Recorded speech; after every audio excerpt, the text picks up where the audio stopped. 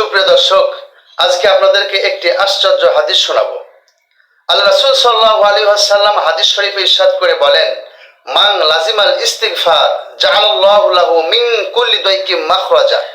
যে ব্যক্তি ইস্তিগফার পড়াকে আবশ্যকীয় করে নেবে, নিজের প্রতি লাজিম করে নেবে, জাআলাল্লাহু লাহু মিন কুল্লি দাইকিম মাখরাজা, আল্লাহ সুবহানাহু ওয়া তাআলা তাকে তার যাবতীয় সংকট থেকে বের হওয়ার সহজ পথ বের করে দিবেন। অমিন কুল্লি হাম্মিন ফারাজা, এবং যাবতীয় টেনশন পেরেশানি দূর করে দিবেন। ওয়ারাযাকাহু মিন হাইসু লা ইয়াহতাসিব, এবং এমন জায়গায় থেকে তাকে রিজিকের ব্যবস্থা করে দিবেন যেটা সে কোনোদিন কল্পনাও করতে পারে নাই। সুবহানাল্লাহ। প্রিয় মুসলমান ভাইয়েরা আমার, একজন মানুষের জীবনে বিভিন্ন টেনশন, বিভিন্ন সংকট, রিজিকের সমস্যা এগুলোই বেশি হয়ে থাকে।